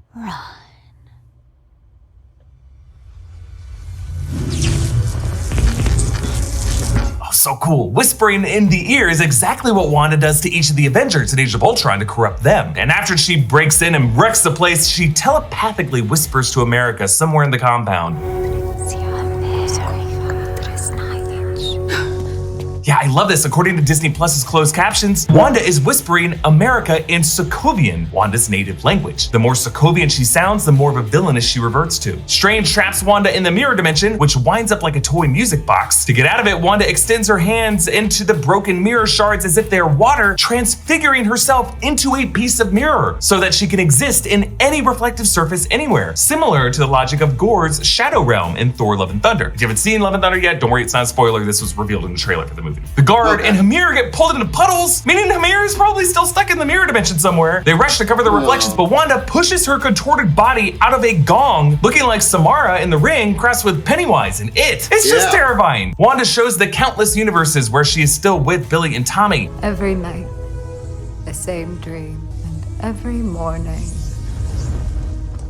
the same nightmare. Yeah, again, she says nightmare with a bit of a Russian/Sokovian accent, Sokovian identity, rewinding her back to the Age of Ultron times when she was more of a villain. Strange unleashes serpents from his hands, an attack we actually saw Strange Supreme do in What If Episode 4. Notice that when Wanda slices their heads off, more grow in their place, kind of like a Hydra. Strange is literally fighting the Hydra-era Wanda with a Hydra. Onto the multiverse montage, where they give us a movie called Multiverse of Madness, but limit the mad multiverse to like 11 seconds. These were all actually identified by the Framestore VFX artists. First is the Living Tribunal statue world, originally going to be a giant temple or Indian statues, but they changed it to the Living Tribunal, who is the three-faced cosmic legal authority in the Marvel comics. But here, there are actually several of these heads. Then, after a world with glowing particles snaking up into a source, there is a cavern that they originally called the Onslaught Canyon world, originally going to be more like the Grand Canyon, like in No Way Home, but changed to be closer to the crevice in 127 hours. Then a mirror world. They went to be a glass world, but here they made it look more like ice, followed by a honeycomb world filled with giant bees. The next added an underwater coral reef, really just to mix it up. And then what they called an alt New York, where they had fish fly into the cars from the previous world. And on those taxis is an ad for Grindhouse Releasing, that's the film restoration company of Sam Raimi and the movie's editor, Bob Murawski. Then a pipe world with Tony Stark drones from Spider-Man Far From Home. Wow. You can see Stark stamped on all those drones. They're actually positioned exactly where the taxis were in the previous world. Then this hellish bone dimension, where some of the skeletons are larger than the others, if you notice. Like there's one giant hand, like the one of the skeleton Thor does battle ropes with in Thor: Love and Thunder. Notice how a lot of skeletons are climbing up, like trying to keep off of the the floor of this world like floor is lava. In Moon Knight in the Duat, the goal was to keep off of the sand because that would doom you to eternal damnation. That might be what's happening in Bone World here. Then one the artist called Savage World, where a T-Rex fights a Triceratops, a nod to the X-Men comics Savage Land. Then a comic book world, which they said was deliberately different from the animation style of What If. They focused more on the hard lines between the colors. Then there's this mysterious post-apocalyptic world, New York City in ruins, which they said was what the city would look like if the Avengers lost the Battle of New York. Then a cube world, which they said was very technical because they had to attach hair on each cube, and they actually had to reduce the number of cubes, make them larger, because too many slices ended up being way too gory. Then the paint world that they refer to later, it's very hard to eat in here. Then Hydra world. This is New York, stuck in the 1930s, where Hydra took over, because notice the Hydra logo on that blimp. I made a whole video explaining what this timeline could be and how it could bring Red Skull back for Secret Wars. Then a world with futuristic pyramids and Stonehenge-like configurations. Then this Blade Runner futuristic world. Then a more pristine futuristic cloud city. And then another hellish realm with lava rivers that Michael Waldron said was not Mustafar from Star Wars. And then they spit out in 838, where instead of lava rivers are waterfalls from the Empire State Building. There's greenery covering all the buildings, and overhead some rainbow-covered clouds. You'll notice many of the pedestrians carry umbrellas. Maybe these clouds are on an artificial clockwork to water all the plant life, and people carry the umbrellas to brace for it. All these people also wear neutral colors, maybe as a fashion trend to keep the eyes on colorful splendor of nature instead of what we wear. In addition to going on red and stopping on green, the taxis that drive on these streets are blue, the color of Reed Richards. If you pause the taxi as it passes behind Pizza Papa's cart, and they're marked with 3 credits per mile, suggesting that Reed Richards and the other geniuses of this universe helped sense. And they made Pizza Papa a cameo by the great Bruce Campbell, longtime collaborator with Sam Raimi from Evil Dead films and the Spider-Man trilogy. Strange leaves him in a spell, punching himself for weeks until it finally fades in the post-credit scene. Actually, there in that scene on his cart, you can see a fork. This is the same fork that the tiny Ashes used on Ash's butt in Army of Darkness. America's Memory Lane flashback shows the utopian parallel from the comics, but a bee lands on her finger, causing her to freak out and open portals to suck her moms to hell. Honeycomb World must have sucked for her. The 838 Sanctum statue of Stephen Strange says he gave his life defeating Thanos and calls him Earth's mightiest hero, the Avengers moniker. I also love how the statue was built out in the street, so all the cars have to drive around it and look at it. The way that in Washington, D.C., you have to drive in a roundabout to look up at the Iwo Jima statue. Mordo explains dreamwalking, and Raimi and Bob Orosky edit this sequence with superimposed crossfades, Elfman's moody rock music, just giving this movie a 90s witchcraft vibe, like something from The Craft or Buffy the Vampire Slayer. I don't care what the haters on Twitter say. The imagery of this movie rocks, but Mordo drugs them with the sands of Nisanti, a spell from the comics that prevents the usage of magic for 3 minutes. 616 Wanda dreamwalks into alternate Wanda, her presence peeking out from behind the stairs and then hiding again. Voyeuristic imagery akin to John Carpenter's Michael Myers point of view shots at the beginning of Halloween. Actually, if you listen closely here, notice what Wanda tells the boys. That is exactly what Wanda does to herself. She turns her own boys against her. On the TV, they're watching a black and white cartoon of Oswald and Hortensia. This is a 1928 Walt Disney short called The Skyscrapers. Walt made these Oswald shorts for Universal before a contract dispute led him to launching Mickey Mouse and Steamboat Willie. Oswald, meanwhile, has gained a bit of a cult following as the Mickey Mouse who might have been a what-if poster hero in this what-if universe. Notice how there are no photos of visions around this home. That is because, according to Elizabeth Olsen, these alternate reality Wandas are single mothers divorced from Vision. All the lights flashing, the wind blowing, the photo turning to look at Wanda despite being frozen in time. All this horror imagery evokes Sam Raimi's effects in movies like Drag Me to Hell. The food rolls around on the plate like in Poltergeist. The tea crashes like an ocean. An ocean flooded the post-incursion universe, so we visit later this movie, making this an early sign of how these are all leading to incursions. But after all the noise, I just love how they show the possession finally completing with this simple, silent gesture.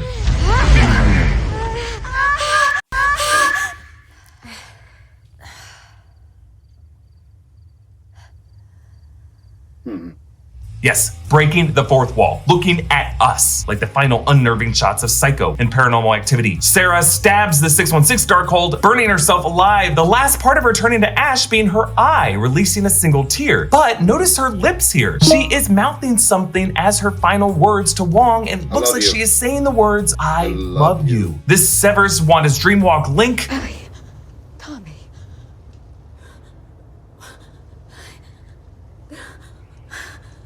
And And again, the lack of sound on the intercutting just makes it so haunting. This is how Wanda would see it, just images from her dream flickering away from her. And Wanda is left with her hands in the air just as she was in WandaVision when Vision faded away from her. Wong takes her to Mount Wundagore, where in the comics the demon elder god Chthon inscribed the spells that were eventually drafted into the Darkhold book. This is also the mountain where in some comics Wanda and Pietro were born, in the castle of the High Evolutionary, nursed by Bova. This is also where Chthon initially cursed Wanda when she was a baby, though in the 616 MCU she was born to Irina and Oleg Maximoff in Sokovia. Also in WandaVision, Wanda showed how she already had some low-level probability hex abilities as a girl. It just remains to be seen if the MCU will trace that back to Chthon's curse. The temple walls are carved to look exactly like the Scarlet Witch page of the Darkhold seen in WandaVision. A set photo actually showed how one of these statues shows Billy's Wiccan form, suggesting that those boys were part of the Scarlet Witch prophecy. This temple's guards are the Ngari. These are Chthon's Elder Spawn minions from the comics, and Wanda realizes the chamber is not a tomb but a throne. The altar she stands on has that same horned head as the Darkhold book cover, perhaps being the horned form of Chthon from the comics. Meanwhile, Christine explains, "Our universe is 838,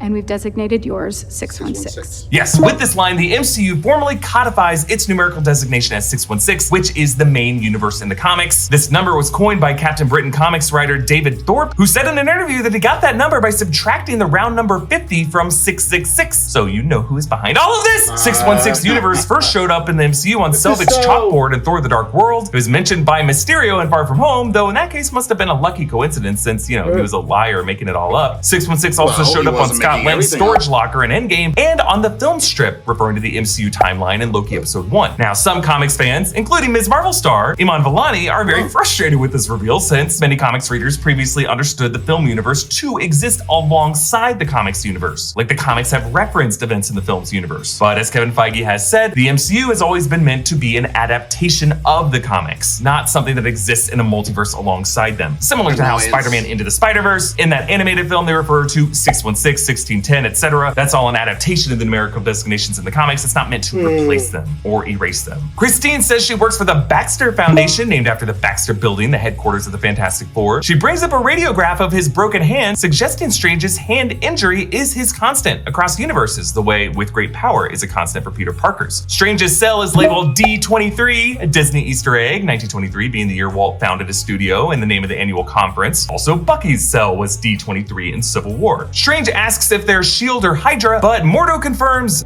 The Illuminati will see you now. The Illuminati?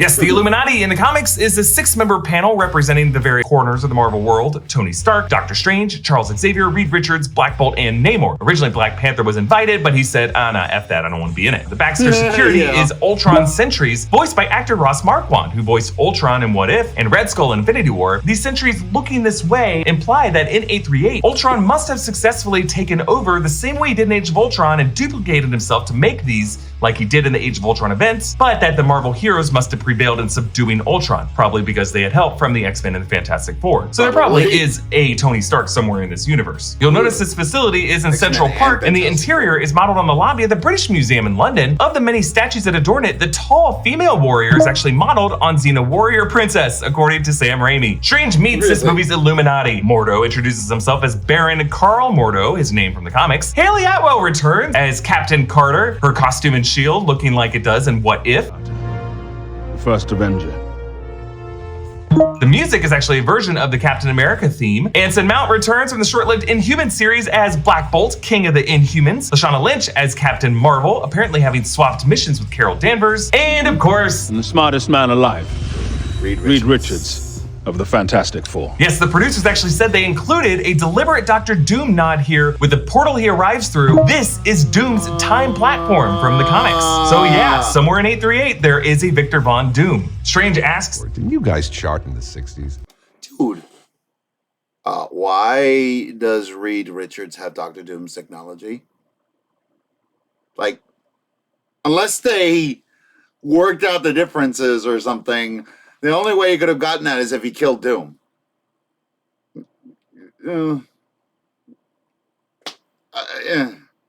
I'm sorry. A nod to the Avengers being compared to the Beatles many times in the MCU, and a callback to Strange's expertise in music history from the 2016 film. Also, the Fantastic Four historically are considered to be 60s era heroes. It's actually been theorized that they might have existed in 616 in the 1960s, contemporaries of a younger Hank Pym. Reed explains, the larger the footprint you leave behind, the greater the risk of an incursion. An incursion occurs when the boundary between two universes erodes and they collide, destroying one or both. This explanation comes directly from John Hickman and Steve Epstein's 2013 New Avengers run, when Black Panther reassembles the Illuminati to deal with an incursion between universes. This storyline leads eventually to the 2015 Secret Wars crossover, which is probably where the MCU is headed. Then the sixth member joins. We should tell him the truth.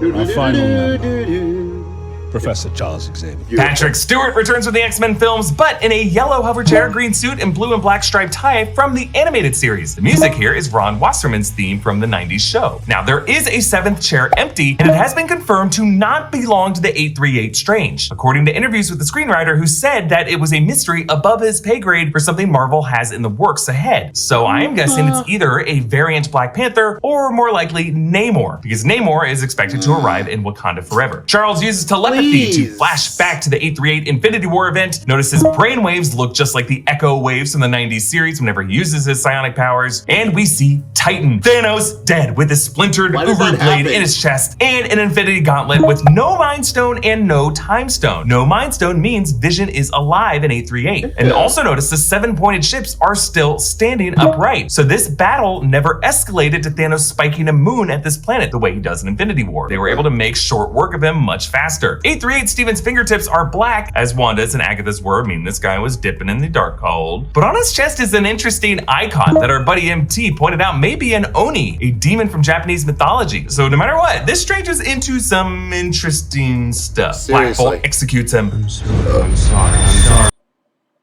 Motion Array is the quickest way to make your content look amazing. My name is Jordan Taylor Wright from Taylor Cut Films, and I am a visual story.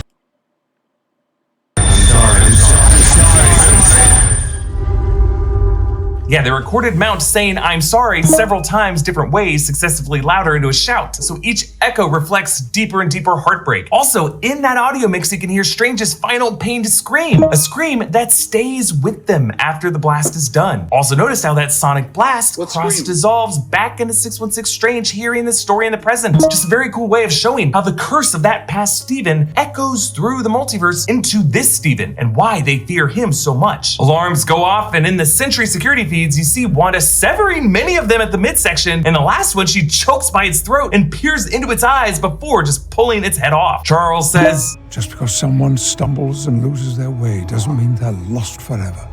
Yes, a direct quote from 2014's Days of Future Past. Just because someone stumbles, loses their way, it doesn't mean they're lost forever. Now, Wanda is covered in the oil from the Ultron sentries, reminding us of when she yanked out Ultron's heart in Age of Ultron and oil poured out of it like blood. It smeared on her face the same way pig blood is smeared on Sissy Spacek and Carrie, and she unleashes hell just like Carrie does. Reed tries to talk her down. I have children of my own. I understand your pain. Is their mother still alive? Yes. Good. There will be someone left to raise them. Reed was referring to his wife, Sue Storm, the Invisible Woman, and their children, Franklin Richards and Valeria Richards. Black Bolt inhales, ready to strike, but one is ready for him. What mouth?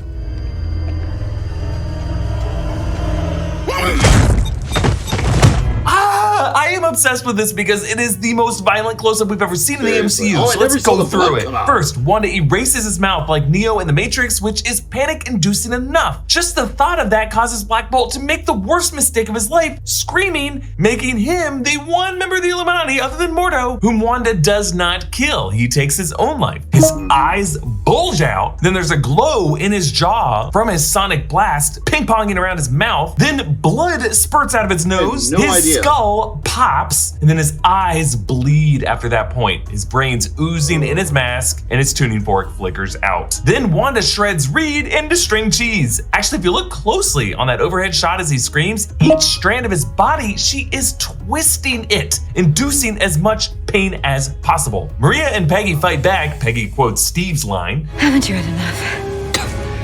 I could do this all day. I could do this all day. But Wanda redirects Peggy's own shield back at her, severing her at the waist. When the shield wedges in the foreground, blood drips from it. And although Peggy is out of focus in the background, go frame by frame and you can see the top half of her body does slide off of her legs. While Maria's death is the least visceral, it's still pretty insulting. Wanda collapses that Xena statue so that Xena's face is crushing Maria, delivering a kiss of death. Mordo uses his vaulting boots of Altor against Strange in their duel. Okay, it's really insulting, and I said this in the comments. I was talking to somebody about this on YouTube.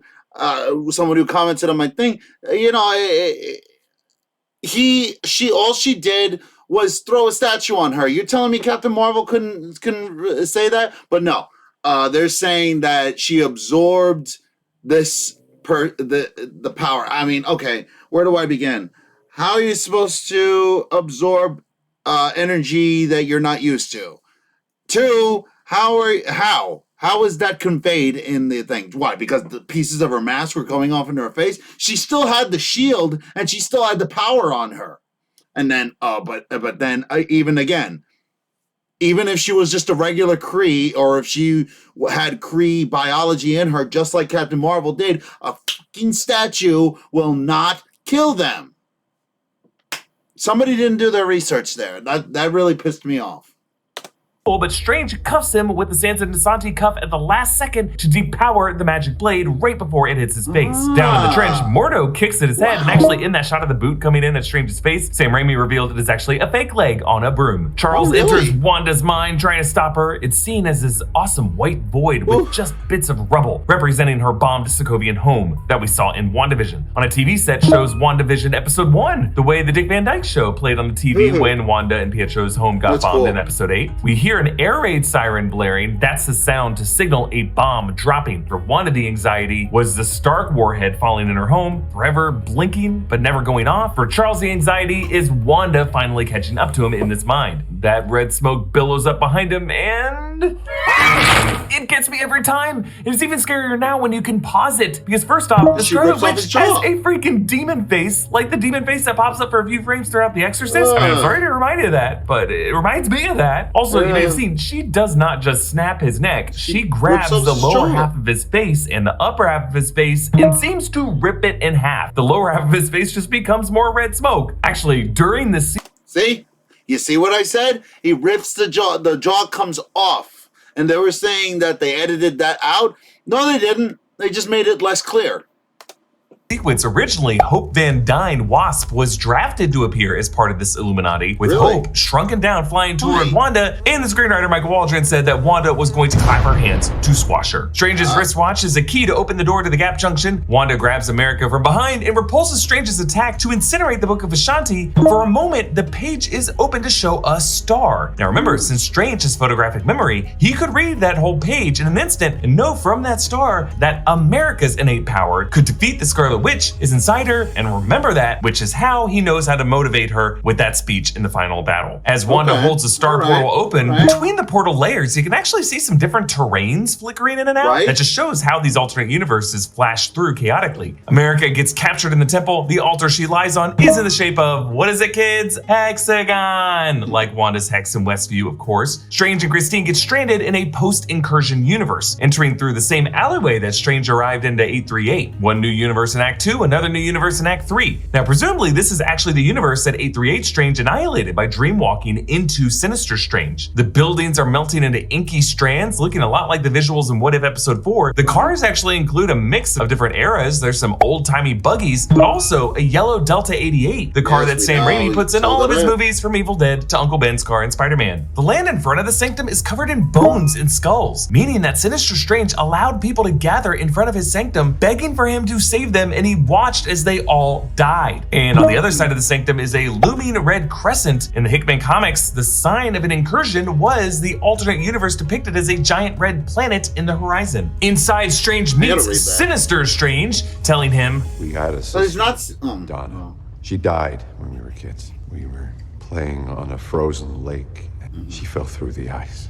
I couldn't save her. Now in the comics, Strange's sister Donna died while swimming in a pool. But if you think about it, wanting to save a girl crashing through ice motivates why Strange wants to save America Chavez so bad. Her portals are designed to look like ice, cracking ice through which she drowns. For Strange, America represents the sister Donna, whom he lost through the ice. Sinister Strange opens a third eye on his forehead. Strange sometimes has a third eye in the comics as a manifestation of the Eye of Agamotto, and it is the mystical sight that the Ancient One referred to when she touched this spot on his head. Open your eye. But here, the eye represents the twisted evil of the Darkhold, the Eye of Cthulhu that we saw on the page and on the wall of the temple, an eye that lives on at the end of this movie. As they duel with each other, the magic is in these competing color tones. 616 Strange with orange, Sinister Strange with purple, the same color as Agatha's dark sorcery, which may come from the Dark Dimension with Dormammu. In an amazing sequence actually inspired by Danny Elfman, thinking that Sam Raimi would shoot it down, they weaponize music and it rules! Yeah. I like that part.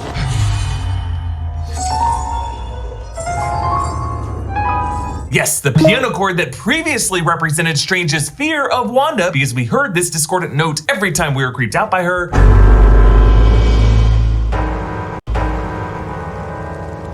Strange instead shows his mastery of this fear by weaponizing the music to combat the evil. One specific note, Dart, cuts through the strap around the Darkhold, and then Sinister Strange defends himself by creating a measure to contain all these notes.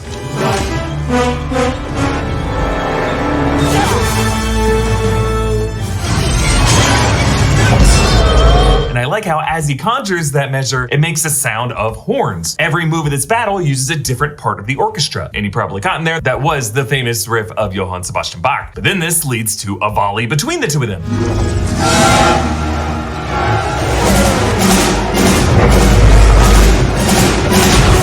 Yes, in there was Beethoven's Symphony No. 5, and then the final percussions used the snare drum. Strange defeats Sinister Strange by using another musical instrument in this scene that Sinister Strange didn't notice, the harp. Just one little note to explode all the other notes, blasting Sinister Strange out the window, impaling him like Saruman in Return of the King. Strange flips to a Darkhold page to one illuminating these crimson skeletons representing the souls of the damned that he will use to dreamwalk into Defender Strange's corpse. The way he rises from the dead is full Sam Raimi Evil Dead, and I love it. The shot of Manhattan from the 616 rooftop actually keeps the MetLife building, which in the MCU has been where Avengers Tower is normally located, but it really just seems like Phase 4 titles these days for now have given up placing Avengers Tower in the New York skyline. Now, one of the Souls of the Damned is a vocal cameo by the movie's producer, Richie Palmer. We see Strange being dragged under, and we learn later this does have lasting consequences in the final shot of the film. The souls spill over into the Incursion universe, but Strange is able to vanquish them. Where's your Bob alive? Go back to hell. Yes, this is the same artifact Strange tried to use on Caecilius in the 2016 film. You don't know how to use that, do you? That is why Caecilius was a little nervous there. This thing could have banished him to hell. And yes, it is important that Strange says hell here. I'll explain why later. Christine tells Strange, They're spirits. Use them. yes, in addition to Defender Strange's corpse just being really smart economy of story, we were wondering why he was cloakless in the opening scene, but this serves a function as well. Because logically, Mount Wundagore must be off limits to sorcerers, otherwise they'd be there all the time trying to destroy it. One requires evil Darkhold sorcery to access it, so it gives us this awesome opportunity to turn the souls of the damned into a cloak of levitation. And yes, I love how Danny Elfman shreds on electric guitar here, setting up the guitar we hear in the final shot of the film when Strange suffers the consequences of this unholy pairing.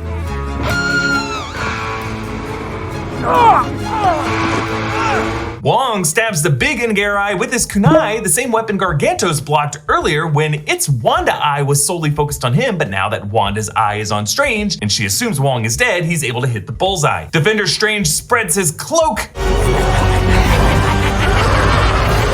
Yes, the damned voices cackle and cheer with glee, which at first comes off like they're just loving being part of this. But if you think about it, they're actually celebrating their claiming of Strange's soul. Wanda shouts, Dreamwalking, you hypocrite! Yeah, just like Caecilius shouted at the Ancient One for using Dark Dimension magic in the 2016 film. Claim his soul? Hypocrite! Strange finds himself in the same moral quandary that Defender Strange was in before. And I love how this realization happens as he is in the body of that asshole. We think he's gonna go through a sacrifice in America. America's even okay with it. But instead he says, Every time you opened a portal, you sent us exactly where we needed to go. And we realize what makes this Strange different from Defender Strange is that this 616 Strange went through something the others did not. An Infinity War conflict in which he lost. He had to look at 14,605 futures and he found the one correct path. The path that led him to where he is now and a path that still extends forward. So unlike 838 Strange, who always felt FOMO seeking a better life and corrupted his soul and killed trillions with the Darkhold to do this, 616 Strange, after meeting Sinister Strange, has seen the dark path that leads to. So this guy has instead learned to trust his current path, regardless of the guilt he feels for being on it and the sacrifices he's made to walk it. So he empowers America to punch the hell out of Wanda. Her star portals again show a variety of landscapes, but her second hit closed them off to only one, the lava river hell that we saw before. The fact that we see it twice in this movie suggests that this is a key realm in the MCU, where the souls of the damned originate, where Cthulhu may reside, and probably the dominion of this a-hole. But America changes her tactic. I can't beat you. So I'll give you what you want.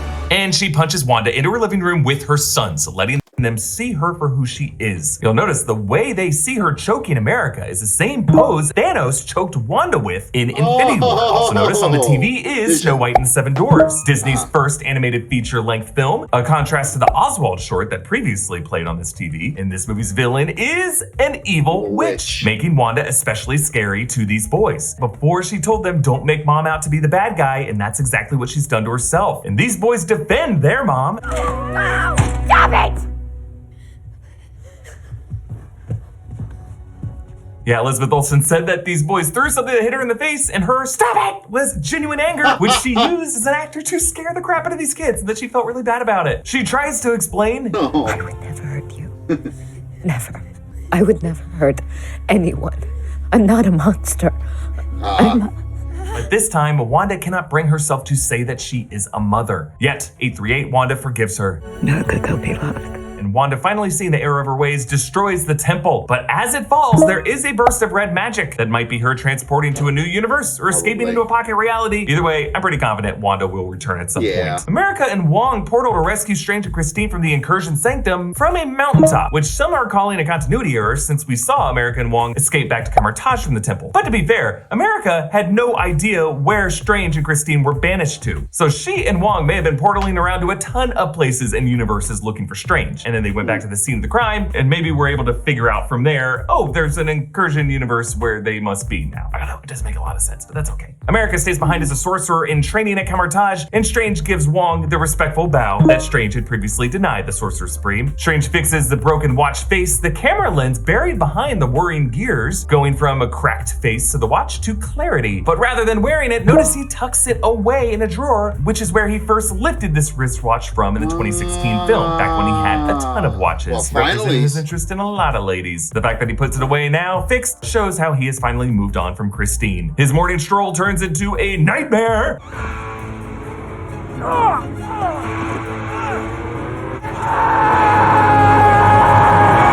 Wong did warn him about this.